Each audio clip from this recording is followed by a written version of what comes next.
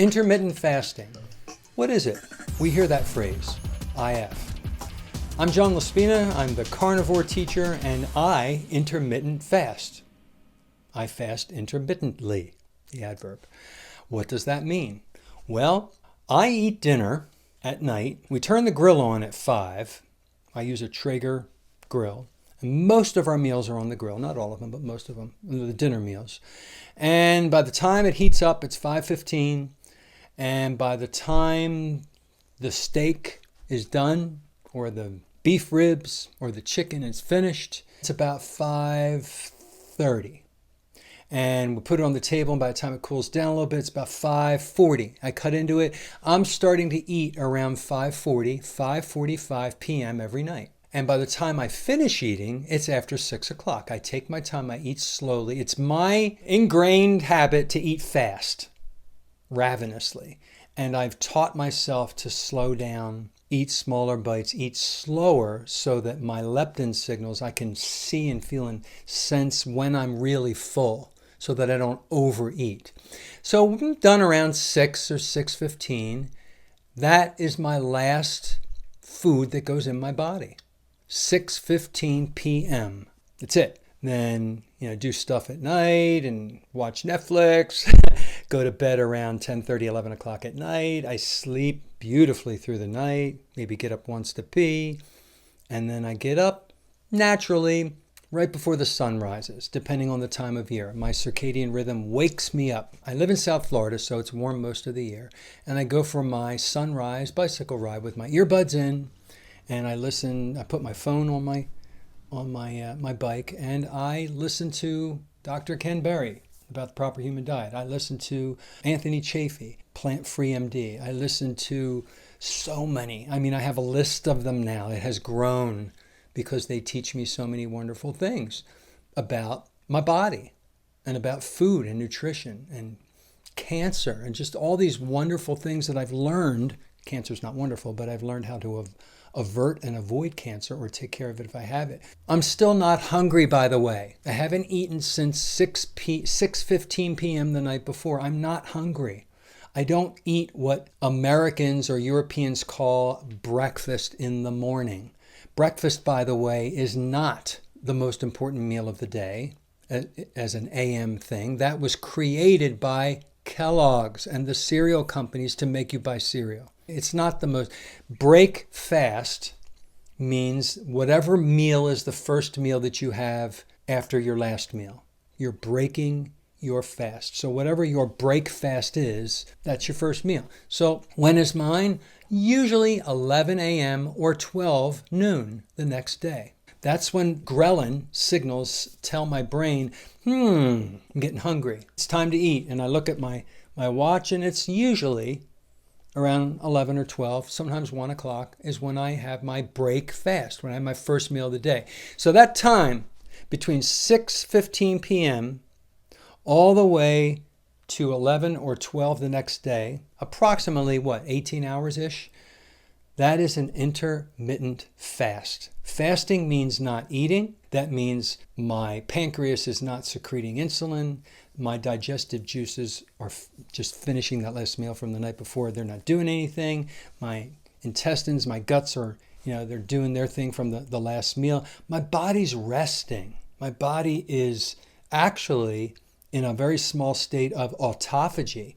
All the bad and damaged cells that might have occurred are getting eaten up and repaired and destroyed. And the more that you can not eat, the healthier you are. Now, don't take me and interpret that incorrectly. I'm not saying don't eat, it's healthier to never eat. I'm saying that when you give yourself spaces in time during the day when you're not eating, not snacking, not digesting any calories, your body is healing and repairing and growing. It's healthy. Your sugar levels come down, your insulin levels come down. The hormones, all the 77 different hormones in your body are becoming more normalized and level. Because when you eat food, everything affects everything else to digest that food. Can you have a 7 or 8 a.m. breakfast? Sure. It just means your intermittent fast was shorter. But the longer you can go, the healthier it is for your body. Now, some people are OMAD, 1 meal a day. They eat and they stop at 6:15, and then they don't have food again until 6:15 or until 5:45 or 6:15 the next day. That's when they get the signals to tell them they're hungry. And they only eat 1 meal a day. That's a longer intermittent fast. That's even healthier. And then some people use fasting as a tool to fix their metabolism and to lose weight and to have more autophagy, cell repair. And they will do a long-term fast, and they will do 2 days, 48 hours, or they'll do 3 days. And the longer you go, the more your body repairs. Some people take it up to 10 days. I've never done that. If you do a long-term fast, it's important to have electrolytes, magnesium, potassium, and sodium. It's important to drink water. Hydrate and get your electrolytes. And then you can go a long time and allow your body to repair. And what these long-term fasts do, I've done several of them. The longest I've gone is almost 4 days. It makes you think about food differently. You don't fixate on the meals and what's next. You don't focus on what tastes good and everything. Your mind is on, you're not eating during those times of the day where the lunch and the dinner are. You know you're not doing that because you told yourself you're not going to eat for 3 or 4 days. And so you go past those days, those times in the day, and your brain is doing other things. And it makes you think about food differently. Like food is just food. Food is just nutrition. We use food as a celebration. We use food as a camaraderie with other people. We use food socially. We use food as addiction. We use food to quell our emotional events. We use food for so many reasons. Remember that the initial purpose and reason for food is for nutrition. When you do a long-term fast, it brings you to that epiphany of what nutrition really is, because you're not celebrating, you're not having a camaraderie with people with food, you're not doing anything with people or quelling any emotional tension with food. You're doing other things. I go jogging, I go walking, I do puzzles, I work around the house whenever I do a long-term fast, and I push through the lunch and the dinner times, and I don't think about it, but I think about, wow, this is when I would be eating food. This is when I would be eating food, and you push past it. Okay, but that's a long-term fast. I haven't done a long-term fast in a while. I may do one in the future. You don't have to long-term fast ever, but it's very healthy if done properly. When you break a long-term fast, you should break it with only protein and a small amount, because your body's not used to eating anything all that time.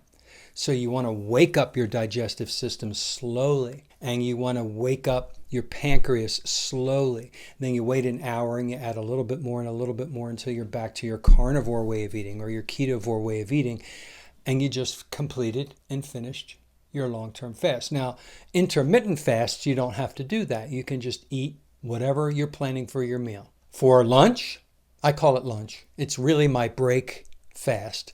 At around 11 o'clock or 12 o'clock, I always have 4 eggs. Sometimes I put them in my bone broth soup, and I let the soup cook the eggs, and I cut up leftover meat from the night before. I made a video about this. I'll add some cheese. I love cheese, goat cheese, Parmesan cheese. I put some pork rinds. It's kind of like a Chinese noodle texture in your mouth. And salt. Sometimes I have my 4 eggs and I cook them in the pan and flip them over once lightly and put them on my plate and let the yolks break onto my leftover cut up meat from the night before. Or I just cook ground beef in butter and I let the egg yolks go into the ground beef. It's so good. Oh my gosh. I got a little salivation just talking about my ground beef and my egg yolks, because I love that. One of my favorite meals. Whatever it is, it's usually, my lunches, my break fasts are usually cut up pieces of the leftovers from the night before, because I always make more than we need. And I add that into my first meal the next day with eggs. I try to have fish, wild-caught sockeye salmon. I buy it in a big, long, frozen package that my grocery store sells. And I thaw it out, and I take a scissor, and I cut it into portions and put them into baggies. I have a little piece of wild-caught salmon every other day. I also have a bag of wild-caught shrimp. Sometimes I will make 6 or 7 shrimp. I thaw them out. I devein them. I cook them in bacon fat. So good.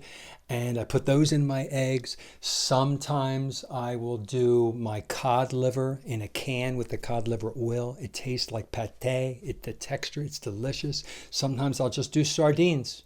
I dump the water out in the sink, dump the can in my plate, and I have eggs and sardines. And I know some of you may think, ew, yuck, sardines. They're good. I get it with the bones in and the skin on, in water. So delicious. Eat well so that you can look and feel well and become the optimized version of yourself. Intermittent fast. Have 2 meals a day or 1 meal a day is healthy. Now, some people may have had their gallbladder taken out. It's a little bit harder to digest 1 meal, so they break it up and they have 3 or 4 little meals. And you do that until your body adjusts, and then you go back down to 1 or 2 meals, because your liver will always make the bile.